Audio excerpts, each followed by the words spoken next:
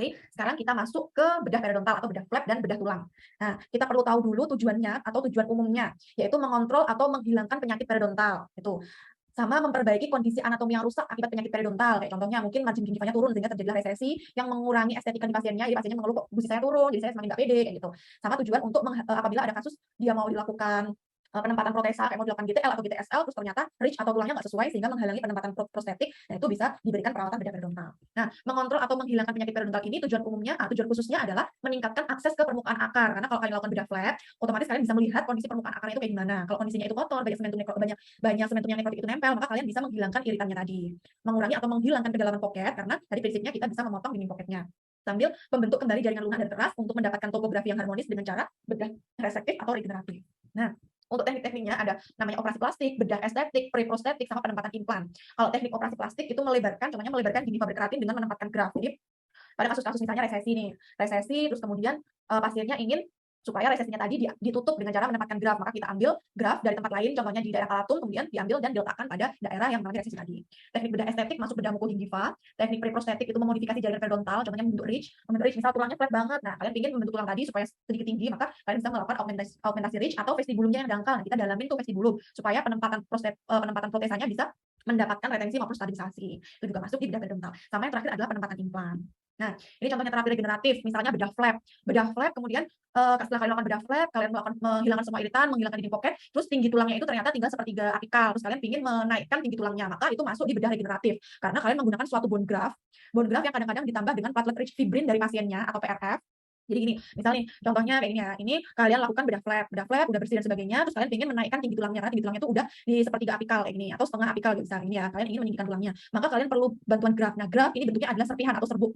Biasanya dicampur dengan PRF kita. Jadi pasiennya sebelum dilakukan tindakan bedah, itu darahnya diambil terlebih dahulu, kemudian disentrifugasi kira-kira 2 kali putaran sehingga nanti terpisah antara plasma sel dengan sel padatannya. Biasanya kita ambil plasma selnya. Nah, plasma sel itulah yang dinamakan platelet rich fibrin karena plasma sel dari pasiennya tadi mengandung PRF. Nah, PRF tadi bentuknya cairan rada kental gitu, dicampur dengan bone graftnya tadi, dimasukkan di dalam daerah yang ingin kalian tumbuhkan tulangnya gitu. Dimasukkan, terus dia diberi guided tissue regeneration. Nah, fungsinya apa, Dok, GTR ini? GTR atau membran itu fungsinya untuk memisahkan. Jadi, yang namanya bone graft atau graft dan growth factor, PRF ini adalah growth factor, itu dia kadang-kadang masih bingung atau dia belum terdiferensiasi. Istilah awamnya adalah masih nggak tahu nih aku disuruh jadi tulang atau aku disuruh jadi jaringan lunak gitu. Sehingga untuk memisahkan tulang dengan jaringan lunaknya, supaya si bone graftnya tadi itu benar-benar concern untuk membentuk tulang, itu dipakailah suatu membran. Jadi membran ini atau guided tissue regeneration fungsinya adalah menggait atau istilahnya dia memandu si bone graft maupun growth factor ini supaya dia khusus untuk membentuk tulang aja tanpa membentuk jaringan lunak. Ini gitu. Oke, itu terapi regeneratif. Kemudian bedah estetik. Bedah estetik itu yang paling sering di bidang perio adalah ketika giginya itu resesi, jadi margin gingivanya itu turun. Nah, karena gusinya itu resesi, otomatis pasien pasti mengeluh nggak pede karena kok akarnya kelihatan apalagi gigi anterior. Nah, itu ada cara-cara tertentu. Yang pertama root coverage atau laterally displaced flap. Jadi flapnya diambil dari lateral kemudian ditarik ke samping-samping kayak gini. Namanya laterally displaced flap. Atau coronally displaced flap, yaitu bagian yang resesi tadi di bedah flap kemudian ditarik ke daerah coronal, itu coronally displaced flap. Atau menggunakan free gingival graft. Nah, ini dinamakan free gingival graft, yaitu yang pertama kita bikin dulu atau preparasi di daerah resipien. Jadi dibikin flap terlebih dahulu, dibikin perdarahan, kemudian kita ambil dari persiapan di daerah donor. Jadi biasanya kita ambil di daerah palatum. Daerah palatum kemudian kita tempelkan di daerah donor tadi, di daerah resipien tadi yang ingin ditutup resesinya. Nah, kemudian setelah ditempelkan, dia akan menyatu kayak gini. Itu namanya free gingival graft. Oke, nah kita masuk di bedah flap. Sebelumnya kalian harus tahu dulu fundamental dari bedah periodontal. Bedah periodontal ini atau insisinya biasanya menggunakan pisau bedah 15 atau 15C yang paling sering digunakan untuk membuat insisi. Gambarnya kayak gini. Kalau 15 itu lebih lebar, kalau 15C itu dia agak miring dan dia sempit. Nah, sekarang insisinya ada insisi horizontal dan insisi vertikal. Dari namanya aja, berarti kalau horizontal itu tidur, kalau vertikal itu berdiri. Ini. Nah, kalau yang bentukan insisi itu ada envelope, triangular, dan trapezium. Bedanya kalau envelope itu cuma insisi horizontal aja kayak gini. Itu insisi envelope. Kalau yang insisi triangular itu insisi horizontal dan ada satu insisi vertikal, itu triangular. Kalau trapezium itu ada satu insisi horizontal dan 2 insisi vertikal, itu adalah trapezium. Nah, untuk triangular dan trapezium ini karena dia ada insisi vertikal biasanya digunakan untuk kebutuhan perpindahan flap. Jadi kayak apically displaced flap, coronally displaced flap maupun lateral displaced flap itu dia menggunakan adanya insisi horizontal dan insisi vertikal. Nah, kemudian bentuk dari insisi horizontal itu sendiri ada yang bentukannya scallop. Scallop itu mengikuti kontur dari gingivanya, itu di daerah interdental itu agak ke coronal, di daerah cervical itu agak ke apikal ini. Jadi bentukannya scallop. Atau yang bentukan straight, tinggal lurus kayak gini. Itu insisi horizontal. Cuma di bidang perio itu yang paling sering digunakan adalah insisi scallop karena insisi scallop ini menguntungkan dalam memelihara anatomi interdental karena dia kalau di bagian interdentalnya dia agak naik ke coronal gitu. Kalau insisi straight atau lurus aja kan kayak gini, berarti nanti daerah interdentalnya kan dia dipotong. Nah, itu dia akan merugikan daerah interdental. Jadi yang paling sering digunakan adalah bentukannya scallop ini. Kemudian insisi scallop juga memungkinkan tulang interdental tertutup kembali setelah flap dikembalikan. Oke, selanjutnya kalian perlu mengenal juga adanya external bevel incision maupun internal bevel incision. Coba perhatikan, kalau yang external bevel incision itu biasanya digunakan pada kasus gingivectomy. Ya, pada kasus gingivectomy kayak gini. Dia dari apikal gingiva, ini dari apikal gingiva, kemudian diarahkan ke pocket periodontal membentuk sudut 45 derajat tadi. Dari apikal diarahkan ke pocket periodontal dengan ujung blade-nya ini menghadap ke koronal. Nah, koronal ke bagian bawah pocket periodontal. Ini yang dinamakan external bevel incision biasanya pada gingivectomy. Kalau yang internal bevel incision itu dari permukaan gingiva diarahkan secara apikal ke puncak tulang. Jadi yang tadi itu arahnya blade-nya itu ke atas atau ke koronal. Ini arah blade-nya ke atas atau ke koronal. Kalau yang internal bevel incision itu arahnya ke bawah atau ke apikal. Nah, itu bedanya. Jadi yang ini itu external bevel incision, yang ini itu internal bevel incision. Biasanya internal bevel incision ini digunakan pada saat bedah flap dengan tujuan menghilangkan lapisan pocket atau menghilangkan dinding pocket, mempertahankan permukaan luar gigi yang tidak terlibat, apikalnya menjadi gingiva cekat sambil menghasilkan tepi flap yang tipis dan tajam. Jadi normalnya gingiva itu adalah tipis dan tajam, sehingga kalau kita membuat flap itu kalau bisa juga tipis dan tajam supaya nanti pada saat dikembalikan dia bisa membentuk anatomi gingiva yang normal. Oke, nah kemudian ada berdasarkan letaknya ada clavicular incision, crestal or marginal incision, submarginal incision. Kita bahas satu persatu. Untuk yang clavicular incision itu dimulai dari celah gingiva. Jadi ujung dari blade kalian itu masuk di celah gingiva, diarahkan ke apikal dari junction of epithelium dan perlekatan jaringan ikat menuju ke tulang. Jadi blade kalian itu kalian masukkan dari sulcus jaringan ikat hingga menyentuh ke tulang. Ini yang dinamakan sulcular incision. Untuk crestal atau marginal, ingat ya, crestal atau marginal berarti dia permukaan gingiva di margin gingiva, di daerah gingiva bagian atas, dan diarahkan ke apikal atau ke bawah melalui epitel, diarahkan ke tulang. Jadi dia insisinya agak ke atas atau ke daerah margin gingiva. Beda dengan submarginal incision. Kalau submarginal incision itu permukaan apikal gingiva, jadi daerah sini. Kalau margin tadi kan, kalau crestal atau marginal kan agak di atas, kalau submarginal itu di bawah atau apikal dari margin gingiva. Kemudian hingga ke margin gingiva. Jadi dia apikal margin gingiva hingga ke margin gingiva di sini dipotong, kemudian ini ditarik atau dieksisi. Jadi ikut margin gingivanya ikut. Intinya kalau crestal atau marginal itu dia sedikit mendekati gigi, ini gigi permukaan gigi ya. Dia mendekati permukaan gigi. Kalau submarginal itu dia sedikit ke apikal atau menjauhi gigi gitu. Nah, untuk insisi clavikular itu biasanya digunakan untuk bedah periodontal yang regeneratif untuk mempertahankan semua jaringan gingiva, memaksimalkan suplai darah, mendapatkan penutupan luka yang primer, dan insisi pilihan ketika resesi tidak diinginkan. Jadi kalau pasiennya nggak pingin resesi di giginya tersebut, maka bisa menggunakan insisi clavikular biasanya pada maksila anterior. Insisi scallop marginal dan submarginal itu untuk bedah periodontal yang resektif atau yang dipotong. Untuk flap dengan margin tipis dan meninggalkan jaringan kolar. Jaringan kolar itu ini deh. Jadi kalau kalian potong daerah sini, kemudian ada jaringan yang kalian ambil atau kalian buang di keluar. Nah, itu yang dinamakan jaringan kolar. Jadi kalau kayak gini, otomatis kan ini jaringan yang kalian eksisi atau dibuang, nah itu yang dinamakan jaringan kolar. Berisi lapisan pocket dan jaringan granulomatosa. Kolar ini dibuang setelah elevasi flap. Insisi marginal atau insisi crestal memaksimalkan jaringan keratin yang tersisa. Karena apa? Karena insisi crestal atau marginal itu berada lebih ke atas. Insisinya dimulai dari atas atau dimulai dari ujung margin gingiva. Beda dengan insisi submarginal. Kalau insisi submarginal itu memungkinkan reseksi jaringan lunak yang lebih agresif dan pengurangan pocket periodontal. Jadi kalian lihat, kalau insisi submarginal itu kan ada di sini, berarti kan jaringan yang terbuang kan banyak banget segini ya.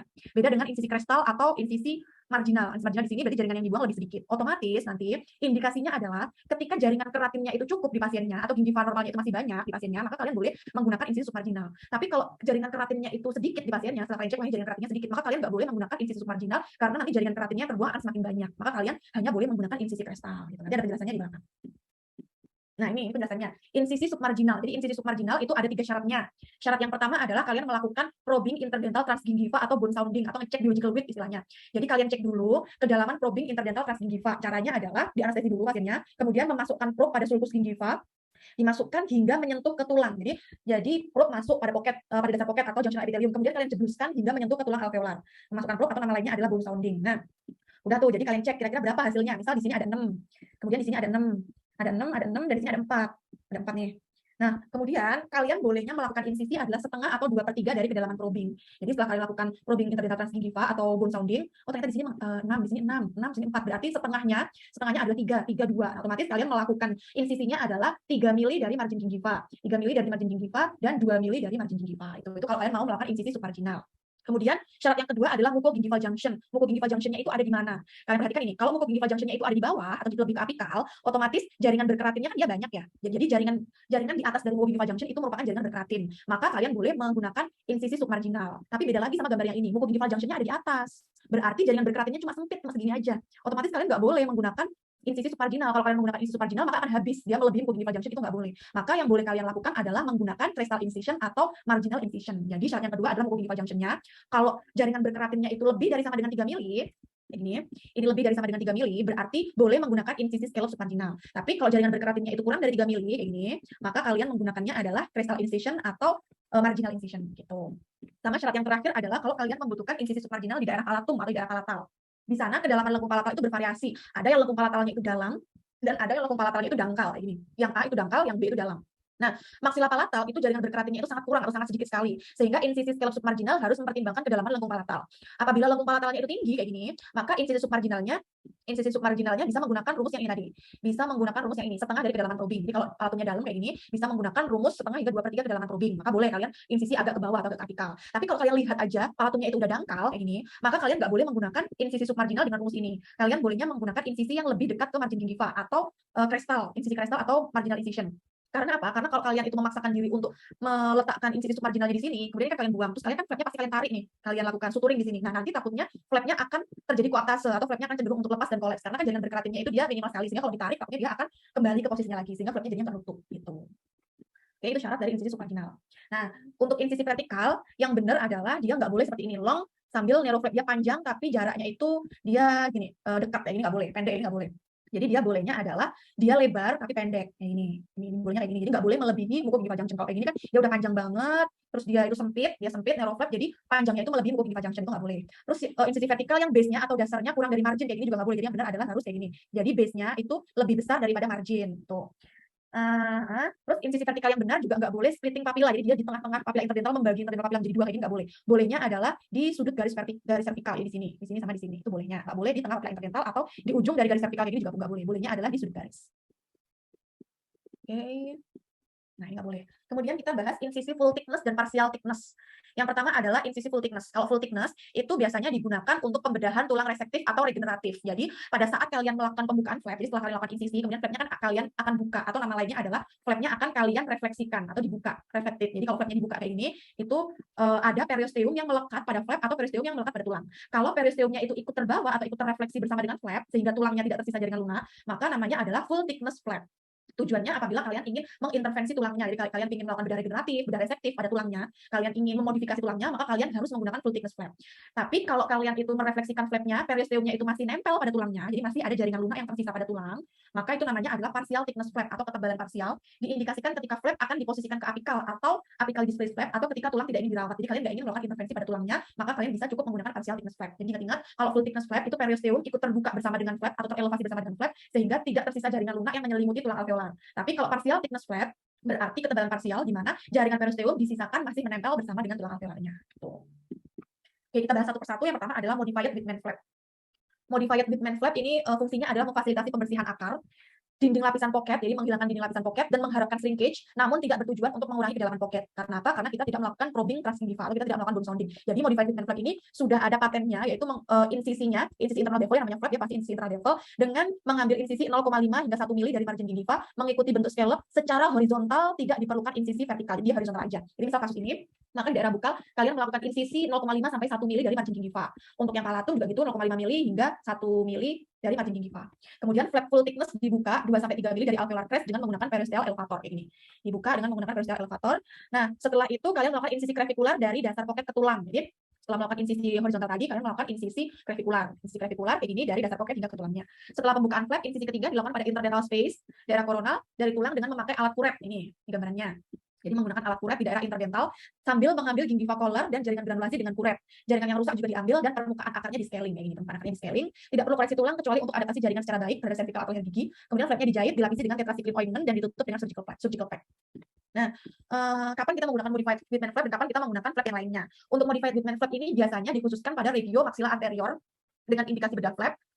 Supaya dia estetiknya tidak berkurang banget kayak gitu. Karena modified Whitman flap ini dibandingkan dengan undisplaced flap, dengan apical displaced flap, dia cenderung resesinya itu sangat kurang. Jadi dia tidak menyebabkan resesi separah flap yang lainnya gitu. Jadi biasanya digunakan untuk anterior. Nah, selanjutnya adalah undisplaced flap. Kalau undisplaced flap itu untuk akses ke permukaan akar dan mengurangi kedalaman pocket, itu tujuannya. Dia mengurangi kedalaman pocket. Kalau yang modified Whitman flap tadi, dia tidak menghilangkan dinding pocket, tapi dia mengharapkan shrinkage dari proses bedah kalian tadi. Jenis bedah yang paling sering digunakan adalah undisplaced flap. Insisinya adalah internal bevel scallop submarginal. Ingat, kalau yang undisplaced flap itu adalah scallop submarginal, setengah sampai 2/3 kedalaman probing. Insisi ini hanya dapat dilakukan apabila gingiva cekat dengan ketebalan yang cukup, yaitu yang tadi lebih dari sama dengan 3 mili, berada di apikal dari insisi. Oleh karena itu, harus tahu dulu anatomi yang penting, yaitu probing interdental gingiva sama muko gingiva junctionnya ada di mana. Tuh. Nah, ini step-stepnya. Yang pertama dicek dulu atau melakukan probing interdental transgingiva, yaitu probe dimasukkan di dalam sulcus hingga menembus junctional epithelium dan jaringan ikat ke tulang. Jadi benar-benar ujung dari probe-nya itu menyentuh tulang alveolar. Kemudian muko gingival junction-nya diukur untuk menentukan lebar gingiva berkeratin itu berapa. Kalau gingiva berkeratinnya cukup, maka boleh dilakukan scallop submarginal. Kemudian insisi awal berupa internal bevel submarginal scallop berdasarkan kedalaman probing, yang tadi setengah dari kedalaman probing. Insisinya dibuat sejajar dengan sumbu panjang gigi dan diarahkan ke tulang alveolar. Flap full thickness direfleksikan 1 mili apikal dari muko gingival junction. Jadi gambarannya kayak gini. Ini setelah dilakukan internal bevel incision 1 mili dari probing transgingiva, kemudian flapnya direfleksikan kayak gini atau flapnya dibuka, full thickness flap. Setelah full thickness flap, kemudian kalian membersihkan daerah cementum nekrotiknya atau tulangnya ada dibentuk-bentuk kayak gitu. Ini gingival polar diambil, jaringan drenase dibersihkan dengan kuret, bagian akarnya di SRP, rekonturing tulang juga bisa. Kemudian flap dikembalikan pada alveolar crest dan margin flap disesuaikan pada akar. Jadi dia dikembalikan ke tempat semulanya tadi. Jadi kan tempatnya sesuai dengan gigi dia, tidak diletakkan lebih ke apikal lagi, benar-benar dikembalikan ke daerah semula tadi di sini. Kembalikan daerah semula. Itu yang dinamakan undisplaced flap. Kemudian flapnya dijahit dan ditutup dengan surgical dressing. Tuh. Nah, ini kalau muko gingival junction-nya itu ya cukup dia, misal muko gingival junction-nya di sini ya. Ya muko gingival junction, maka kamu boleh menggunakan insisi submarginal. Tapi kalau muko gingival junction-nya ada di sini, maka kamu menggunakannya adalah insisi crestal. Lalu dikembalikan lagi. Nah, oke.